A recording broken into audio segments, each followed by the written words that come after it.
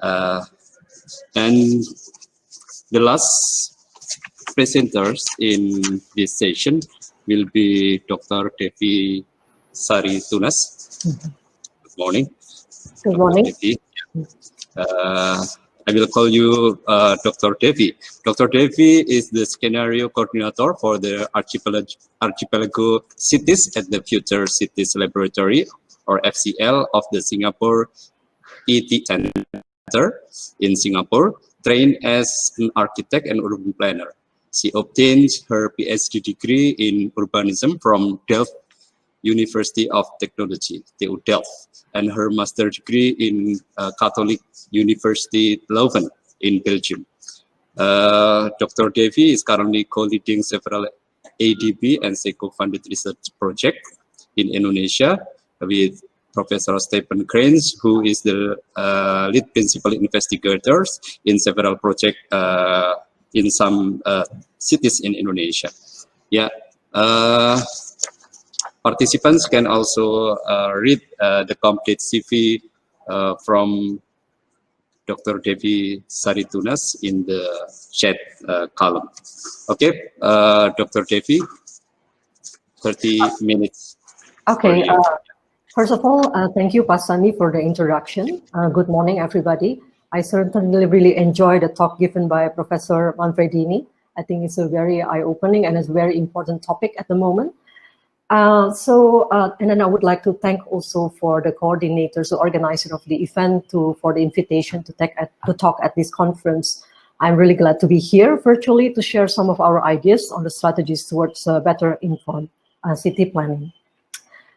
Before I start, I would like to explain first the limit of the scope of my talk, because when we talk about better informed city planning, it's actually a very, very wide topic.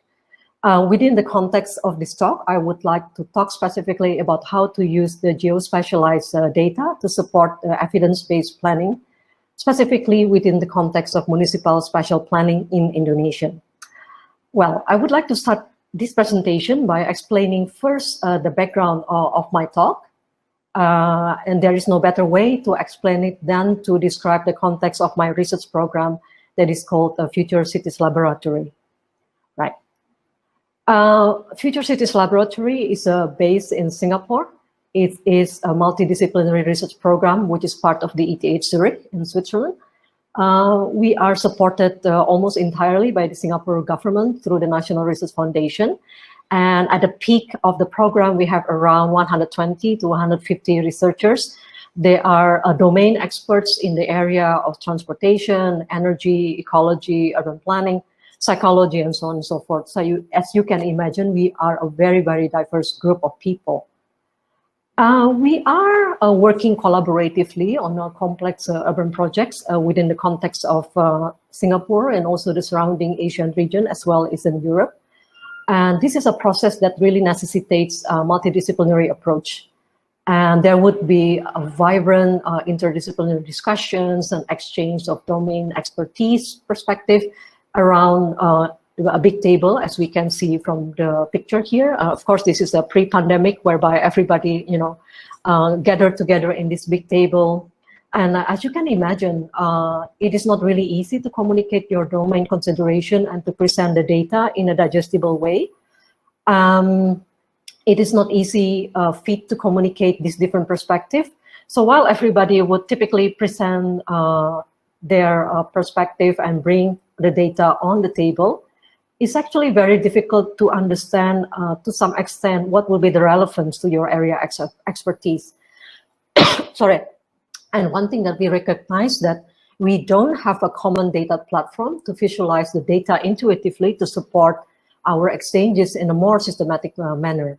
And this is actually where our story began. Okay, so what will be the challenges that you might ask? First, of course, we can talk about the data. So the problem is most likely that it's not the lack of data. We are at the moment basically swimming in a big sea of data, as you can already imagine. That is often overwhelming to digest and to make sense of. And then we have data from different sources. We have satellite data, thematic spatial data that is geolocalized. which include land cover, disaster, all the way until infrastructure and facilities. And we also have data related to statistic information, such as demographic, socioeconomic indicators, agriculture, and whatnot. And in terms of scale, we have data that comes in the national level, province level, all the way until the community level. And in terms of format, it's also not less diverse because we have image data, geospatial, statistic, numeric, and so on. And we have also seen the recent trends. There are data that are collected, so-called the big data from social media, sensors, CCTV, and also smartphones.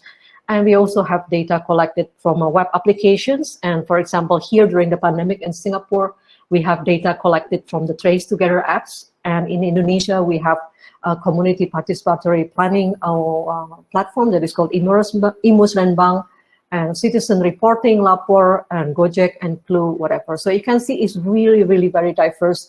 And then to really make sense and to understand what is the relevance of this to the process of planning is actually not very easy.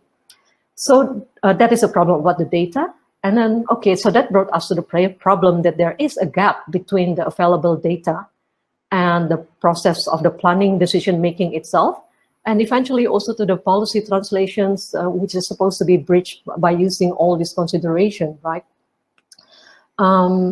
So before we embark on talking about the efforts towards better informed planning, so there are a couple of questions that we have to ask them. First is, how do we make sense of the data that we have? Secondly, how do we integrate all these various data in a more systematic way to enhance the quality of the discussion, the quality of the decision that is coming of the discussions, and how do we communicate them more intuitively with all the planning stakeholders, and also how do we push the institutional change needed to support the process of informed planning. I would like to offer here our views on some strategies based on our experience so far on how we can really push forward towards this better informed planning. And in this talk, I'm going to present this, structure it more around these three main strategies.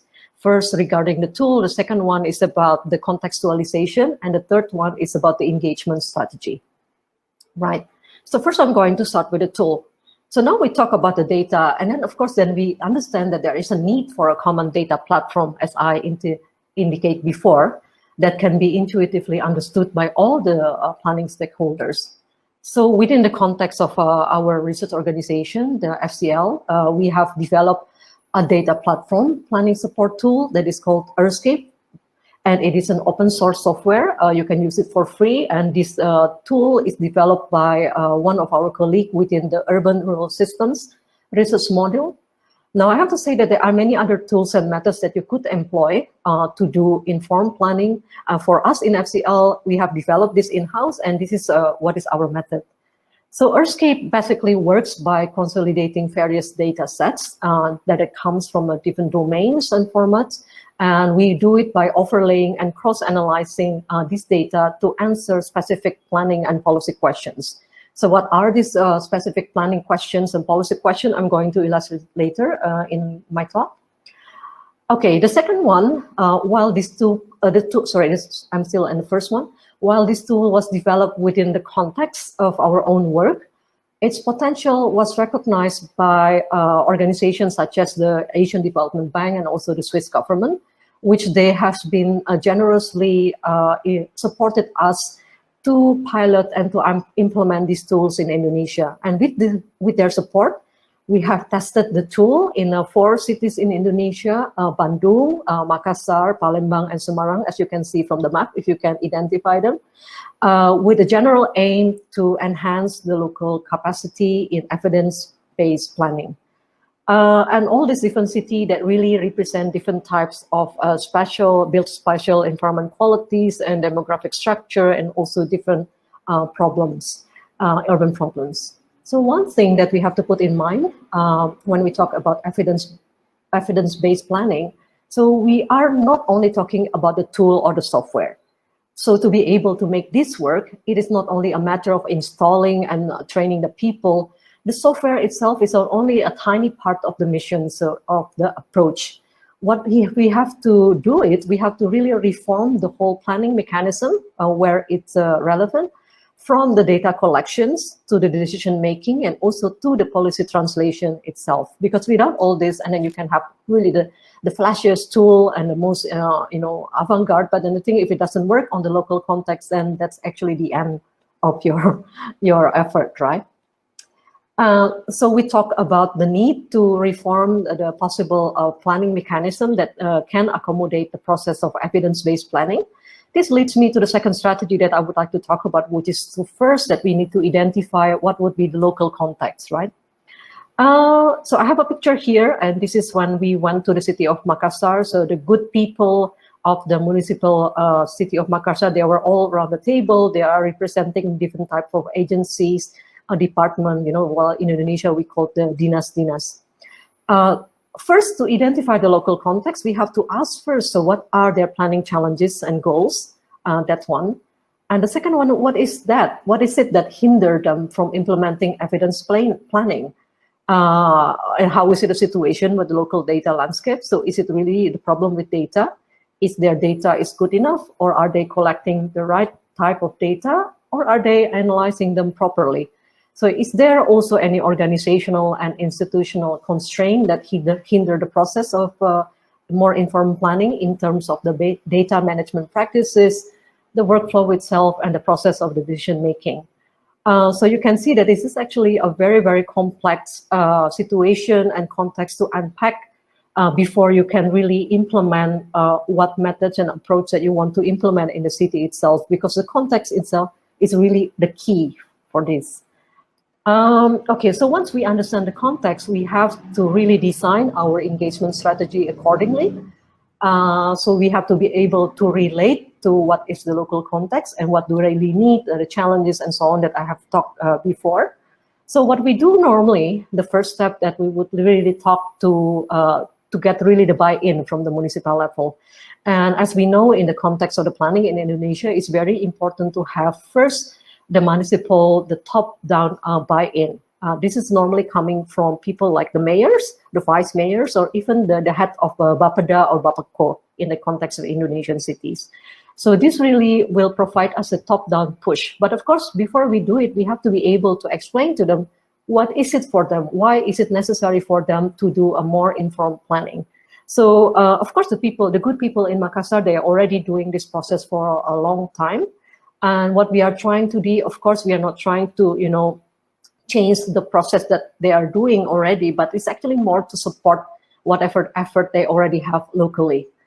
So once we have this, the necessary top-down push, preferably from the mayor, for example, in the case of Bandung, at that time, the mayor, Ridwan Kamil, even issued a mayor decree, basically to tell all the agency to use a specific data platform tool. In that case, was Earthscape. We also have to be able to identify who are, the local challenge. The local champions. So these champions can be the mayor, can be also some head of agencies or the departments, or even some staff from the Infocom or spatial agency who are able to really push it through and really socialize it among their colleagues. And this is, we find it's a very, very important key person that make things work. So I think the process of engagement itself, of course, is a lot of process of communication and socialization, and you also have to get really the key person that you can work together with. So the second one that is very important is that we have to also design the process of customization and socializations. What is important is to make this tool really theirs. So it's not our tool, but it's their tool. So it has to fulfill their certain needs, so they could own it, so they really understand what is the necessity of having that.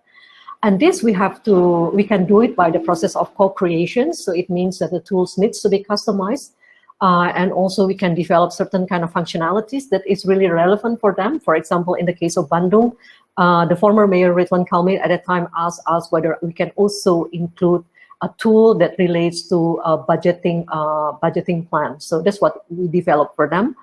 So after we did the process of co-creation, and of course, then eventually we have to do the training itself. So what kind of data they can use, what the type, the format, and also how to upload data itself. So as I said before, it's really important to get the right regulation to make this process works. Here we do a lot of process of socialization and engagement. Here we really went all the way to the top level. We went to Jakarta, we talked to the National Ministry of Spatial Planning that is accommodated by the Asian Development Bank. And this is really important to get this top-down nudge, or the buy-in really from really the national level, because eventually they are the one who are making, the main regulation for planning in Indonesia. Of course, this process is quite long, it's very time-consuming.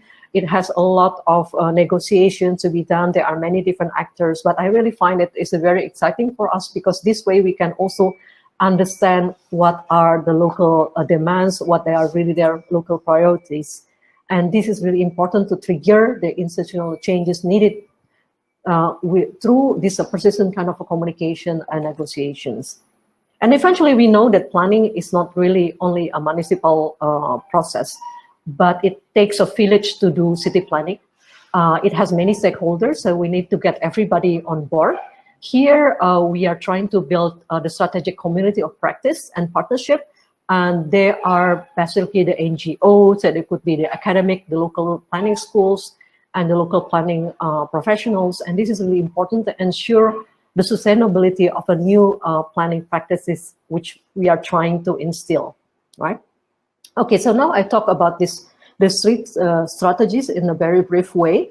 We can discuss about it later, but now I would like to show how do we actually use these tools to process the process of planning.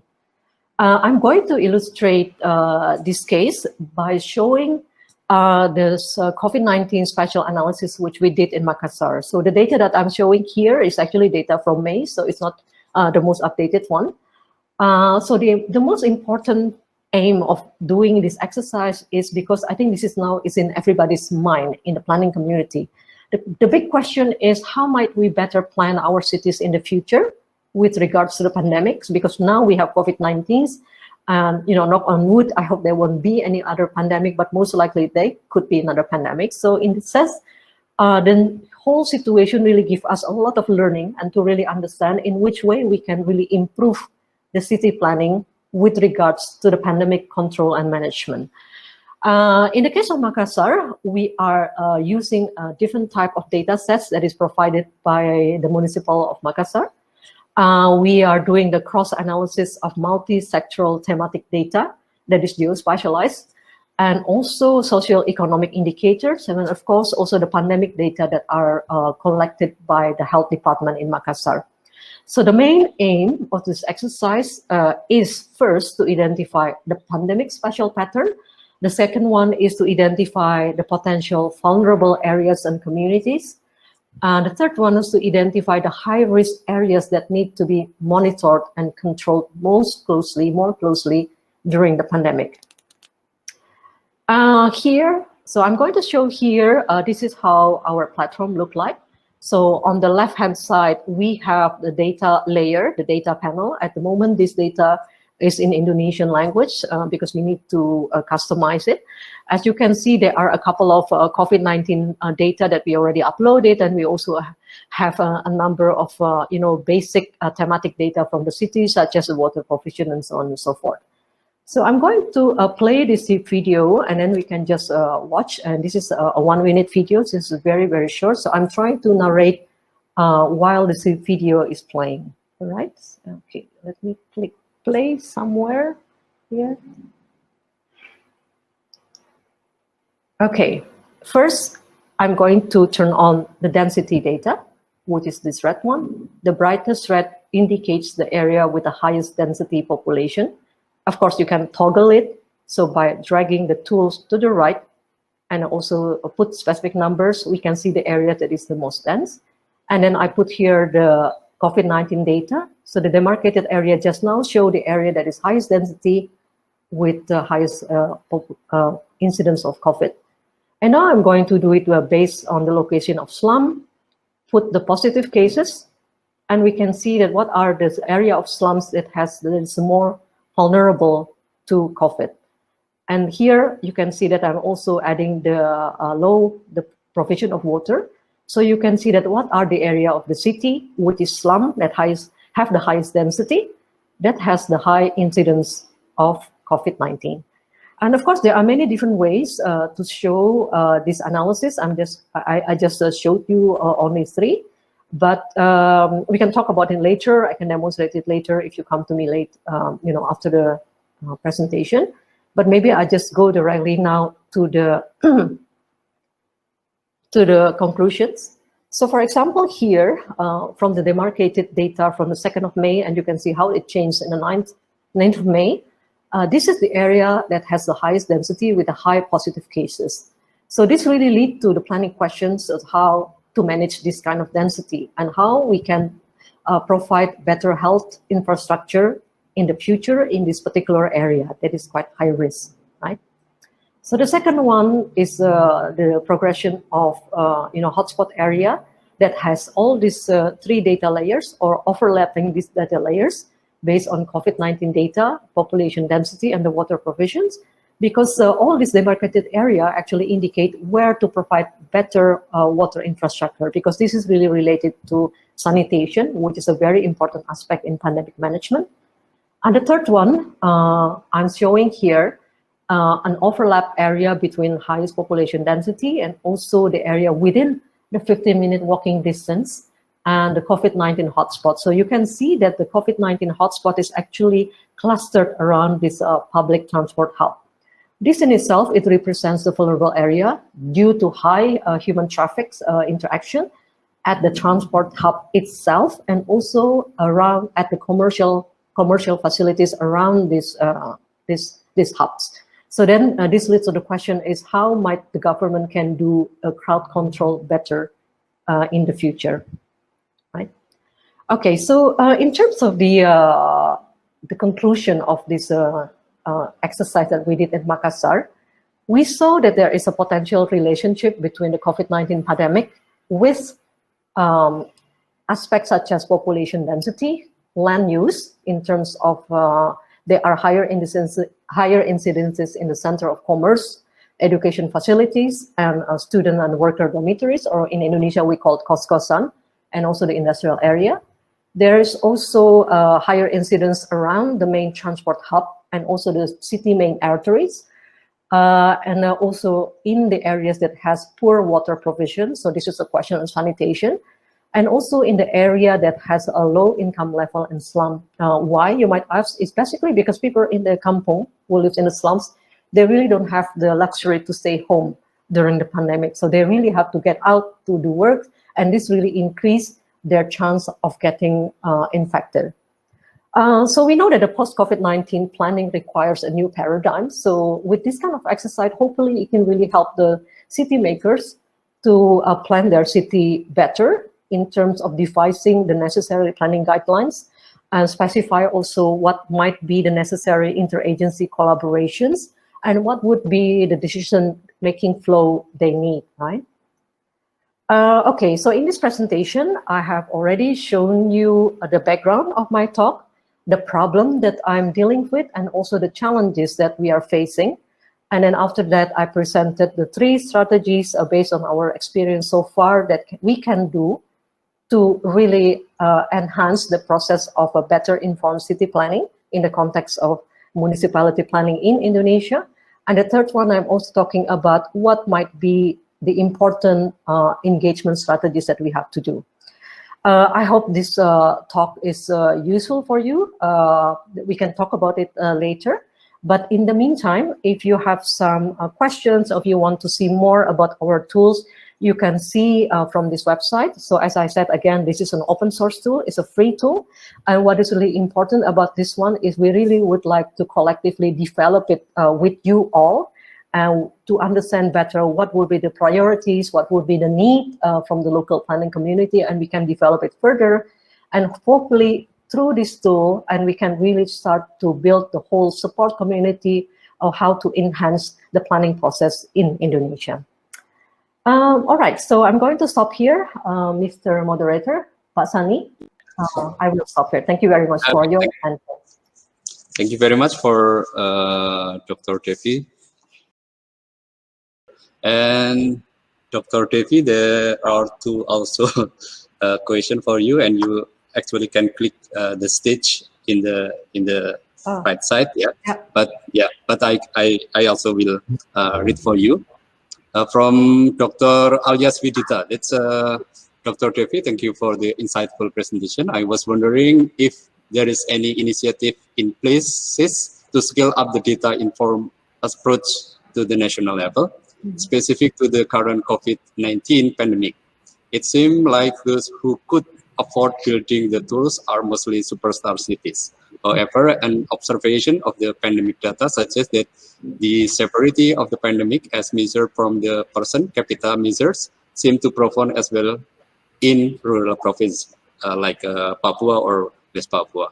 And the second question from Tri Mulyani Sunar Harum, that's also doctor in Gadjah Mada University. Thank you, Dr. Devi Sari, for the thought-provoking presentation. I'd like to ask, Industry 4.0 creates new, unprecedented, and unpredictable emerging technologies which influence transformation of urban system.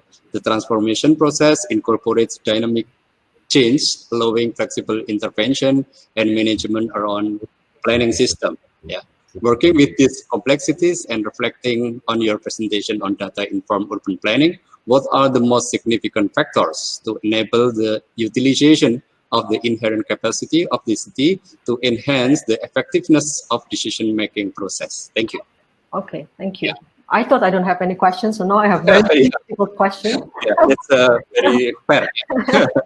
Okay, that's fine. The first one, yes, there are initiatives that try to scale up this data informed approach. But I would like to say also, I think in the context of Indonesia, because Indonesia is very different from province to province, cities to cities. So while the top-down nudge from the central government that is coming from the Minister of Spatial Planning is very important, to really kind of encourage local government to really, step up their planning approaches and planning capacity. To some extent, because of this diversity of context in Indonesia, I really believe with the concept of the decentralization of the approach itself. And every city is very different priorities. And also in terms, when we are talking about better informed planning, so we are really talking about the data landscape, the quality of the data that they have, how they analyze it, how they manage it. So every cities are different. So as Professor Manfredini said, there is really no way a blanket approach that we could really implement to all these cities. And so far, our experience by going through these 4 cities in Indonesia, we have already seen that they have different level of capacity. I'm not saying that which city is better because they all have their strengths and weaknesses. For example, Makassar is very good in terms of data quality, and also they have really good leadership, as indicated by the leader from the Bapeda and their team. They are so much into GIS, and that really helps with the whole mission. But some cities are actually probably less reluctant to embark on this kind of mission. So, and that really illustrate that we would have a different approach how to do this. And then I think this person also asked about then what would happen with in the east of Indonesia, which have poor data infrastructure, and how do you deal with them? And I think there is always a way to start. It's never too early or too late to start this. As we know that there is a presidential decree on the national level that really nudge all people all province and cities has to improve their data quality. So I think we can really step up on that. And the problem is that the implementation is rather patchy, is because sometimes these cities on the local level, they haven't really understand it. What is it for them? Why is it important for them to really have a better data? So this is something that we can come as planning partners to really try to instill or raise the awareness of the importance of these kind of things. And sometimes when you're dealing with data, it could look very daunting because you look at this geolocated data, the GIS. Well, probably our fellows in Papua, they are not really savvy with this kind of things. But our principle is we always start with the best available data, so then we can really build it gradually. I think that would be my answer for the first question. And the second question, if I might continue with what was it? Oh, it's really thinking about how we can actually decision-making process. Yeah, decision-making process. I think in terms of this, there are many different aspects. So first, the data itself is very important to have all that. But what I understand is the question of governance is also key to this, because you need to have a good leadership who understand it, who really want to partner with all the local knowledge partner or academia and so on, to really step up the quality of the planning process. So the governance is one, leadership is this, and then also the whole staff and also the whole planning community. So I would always say that it really takes a village to make a change.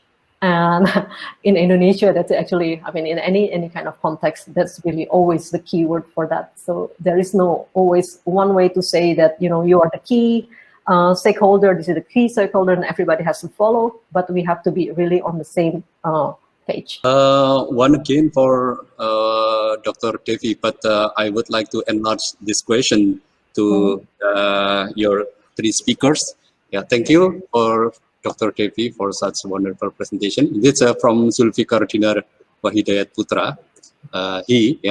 Regarding the post-COVID-19 planning paradigm, it seems planning or design paradigm, it seems that our design and planning approach to the current pandemic situation tends to be more utilizing technocratic-based modeling or top-down, for example, as you have presented. Yeah, Dr. Devi said. Yeah. But how about local, small-scale, innovative, concrete projects which are conducted by the local people in handling the COVID-19 for the future planning or design? Yeah, for Professor Yuan, should we also adopt these people's project in our planning guidelines?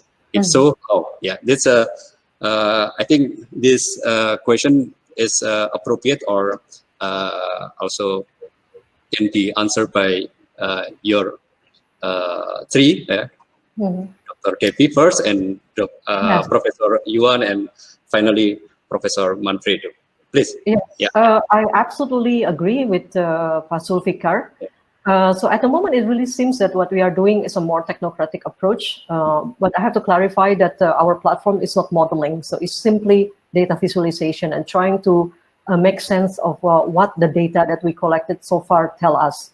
But of course, that like many data platform, there is always a certain gap, actually, what is really happening on the satellite level, all the way to the community level. So what we have to do is we have to check it from time to time, and whether they really tally with one another. And I think, of course, once we want to devise some policies and guidelines, I mean, of course, it's really cannot based on all this data alone, because there are, as I said before, the planning stakeholder is really ranging, people who work in the ministry, the governance, the province, the city level, but you also have all these people like the community leaders, all the RT and RW in Indonesia, and they really play a very big role in giving a better understanding also to the central government what is really needed on the ground. So in this case, we know that in Indonesia we have this process of Musrenbang, who just became digitally quite recently. That is probably one good avenue to connect these two aspirations. And I think we can really tap more on that particular infrastructure. Thank you very much for all the speakers.